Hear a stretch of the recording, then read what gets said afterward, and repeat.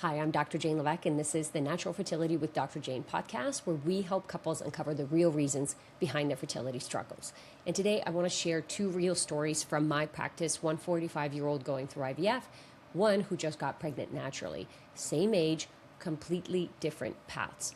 So here's the big idea. When you are trying to conceive after 40, especially when you're in your mid-40s, time is literally running out every cycle.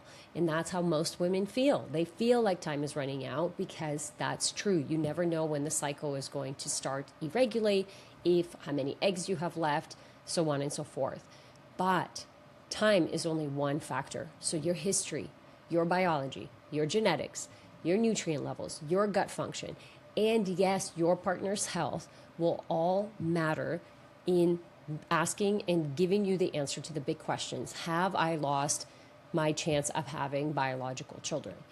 So let's go into the old narrative versus the reality, and I'll share the two cases. If you go to a standard conventional IVF clinic, basically it's a fertility specialist, they're IVF specialists, and you're over 40, almost right away they're going to tell you you're over 40, let's look at your AMH, and even if your AMH is pretty good, they'll say, oh, you're starting to lose your chance, time is running out, you might need to consider doing donor eggs, or, let's do a couple rounds of IVF with your normal eggs, and if that doesn't work, we'll do donor eggs. And that's it. There's also the opposite extremes where a woman doesn't believe in IVF and she doesn't want to go the IVF route, but she also just kind of gives it up to God. What I mean by that is she goes, if it's meant to happen, it will happen.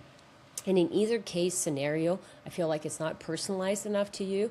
And this is one of those sure ways to run out of time, because I think conception is definitely harder in your 40s. It is not impossible. It is possible to get pregnant naturally. It is possible to have a healthy pregnancy and a healthy baby after the age of 40.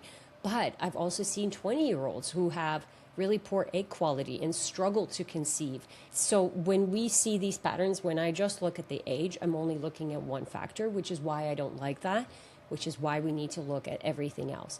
So ultimately, we need to look at the couple sitting in front of us and decide and look based on data, based on testing, based on history, what is possible for this couple instead of just looking at the age and writing you off. This is really important. And I think a lot of women going through infertility in their 40s do not tend to share their journeys because they feel judged.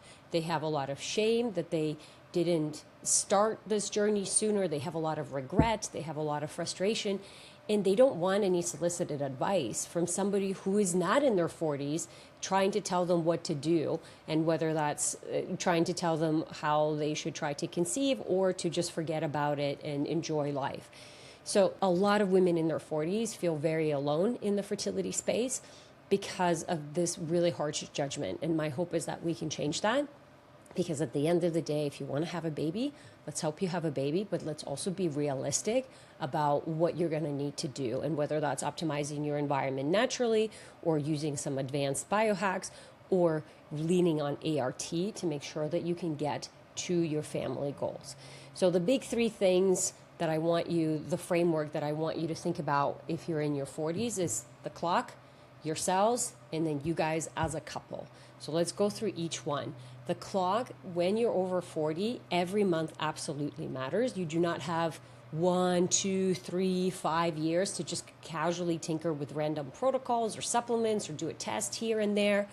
The focus, the clear priorities, the no wasted cycles is really, really important. And that's something that we do as a practice right off the bat. So we like to write out the timeline for each of our patients when they're onboarding. And at first, that timeline is generic.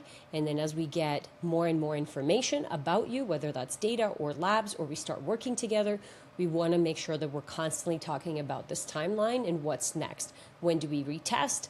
Has the work that we've done been enough? Or do we now need to do more or lean into ART? And we're always, always, always working with a couple, because some couples have more tolerance and they are okay with trying to optimize things for a year naturally, even when they're older, while others have less tolerance for that. And so it's 3 months to 5 months to max 6 months. But ideally, it doesn't matter how old you are, Most couples will need 3 months of good work before we're ready to push them into ART. And most will do 3 to 6 because, again, if I find really poor egg quality or really poor sperm quality, really low nutrients, a lot of pathogens in the gut, a lot of heavy metals or toxins, we need to help clear that from the body. And we're constantly weighing out the pros and cons. If I clear this out, is this the thing that's going to reverse some of the aging process and actually improve it, or am I just wasting time? So that brings me to the next point, your cells. So your biological age versus chronological age. This is really important and why we cannot just write off all of our 40-year-olds. Your egg quality isn't just this countdown. It's a reflection of what your cells have lived through. So it is a reflection of what your cells have lived through. So let's think about that. That's your infections, any surgeries, chronic stress, under-eating, over-exercising, overeating, toxin exposures. There's so much research on oocyte aging actually backing this up.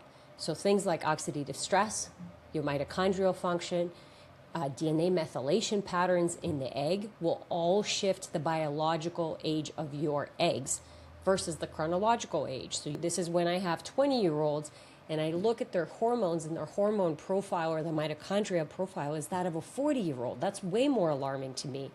And this is how we can have 40-year-olds who have really great egg quality and that of a 35-year-old or of a 30-year-old because of the past history and even the genetics, in terms of what they came into in this world. So we look at the maternal health and also even the grandmother's health to see how far back certain issues go. So if I have a grandmother that was a smoker and a drinker and a mother that was a smoker and a drinker, this is the woman that's usually sitting in front of me that's struggling with infertility because fertility is a genetic disease. And then she has to do so much more to reverse, and sometimes it's not, natural medicine is not going to be the only tool that she needs, and again, depending on how much time, resources, etc. they have. So it's really important to understand the person sitting in front of us, that biological age versus chronological age. And the last component of that is the couple. So sperm quality is very age sensitive as well. So usually when a woman is in her 40s, so is the man. If the woman is in her mid 40s, sometimes the man is now in his 50s. So DNA fragmentation will climb with that paternal age as well. And it is linked to one of the couples that I'll talk about right away. As soon as the embryos were poor quality, they said it's egg quality. But embryo quality is just as much sperm quality as it is egg quality. So pinning it just on the eggs because on the age, this is where I know the fertility clinic is not really invested in you as a couple. They're just looking at the number and they're writing it off. And sometimes these fertility clinics don't even want to run the IVF cycles on you because they want to make sure that they have a good success rate. So they're 30%, whatever that they're looking for. And then if they take this 45-year-old, it's just going to decrease their numbers, which is, sad because in reality, when you're hiring someone to help you bring a child into your family, that's a big deal. Myself as a practitioner and we as a team, do not take that lightly. Whether you're on my marketing team or on my sales team or admin team, I don't care. All of us really understand the impact of what we're doing and the responsibility of that. And if your practitioner doesn't feel like they're doing that, they're not invested as much into it, then, they'll likely just write you off and they won't fight for you. And I think your practitioner needs to, especially when you're in your 40s. And like I said, there's a lot of regret and shame and frustration that women already carry. We can't have practitioners put that on us as well. So that's really important when you're choosing one. So let me tell you about my two stories really quickly and how they're really different. They both got pregnant a lot later than we wanted them to, a lot later than the timeline that we set out, but they all, and one is still in the process of getting pregnant, if you will. But this is where we can have the perfect timeline, and then there is the reality of the situation. So for one of the 45-year-olds, she had multiple failed IVFs, and everybody just kind of blamed it on her eggs. When they even told them to discard embryos that were actually just completely fine and mosaic, and we could essentially implant them and see if that would work. They didn't end up discarding them eventually, but they did tell her to. Like, it was a mess. So that clinic was very bad. When she found me and we started working together, turns out when I did the assessment, I was like, I think this is a lot more sperm quality issue, because the collection process of the eggs actually went really well, and all the issues started to go quote unquote wrong once the embryo development, the embryo quality wasn't there. So they blamed it on egg quality, but sperm quality is just as important. So they got another IVF doctor, and they kind of confirmed that, and it said, hey, I think sperm quality is actually a really big factor here, and they were really impressed with her egg quality. And she has a good history in terms of like no really bad infections. Yes, there was stress, but like not anything super chronic, stressful trauma, etc. And when we looked at her hormones and looked at her aneto, she's actually ovulating really robustly. She has a good hormone profile. So we spend a lot of time working on him and, of course, optimizing her needs. She had a lot of noise of like, you need to do the NAD injections, and you should do this medication, and you should do this.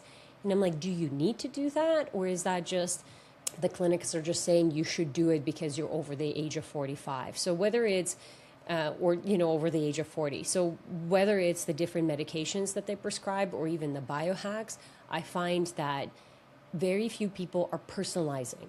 And I don't understand why that's happening. There's the person sitting in front of you. Do they actually need all of these procedures? Which procedure they need? How are you going to track it? Are you just looking at the research and saying, this is the best one? And of course, clinical experience comes into play. So we had to cancel out a lot of noise. She's going through IVF. So far, it's going really well. She collected 6 eggs, I believe. There's 4 of them are being matured. 1 embryo is doing really well. We're still like literally going through the process, but this is the best she's ever felt going through it.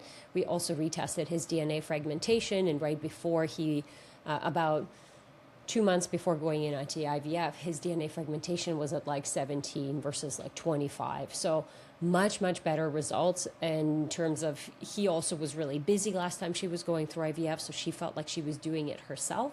And I do think that this is a really big problem in the fertility world, where because the males are just, they feel like all they do is just provide the sperm analysis, they kind of can just check out, and then the woman is going through this process and she feels really stressed and anxious. So something that I consult, and we as a clinic consult our patients to do, is to make sure that the male is as present as possible during the process, and supports her, whether that's through injections and going through all the appointments or as many appointments as he can, and doing some time to connection, so then you can still have that intimacy while you're going through a very mechanical procedure. So she's doing really well. I honestly, I think it's just the ups and downs of having to be consistent and doing so much more than, let's say, a 25-year-old when you're 45, to maintain a certain egg quality and sperm quality. And I'll talk about that in a second.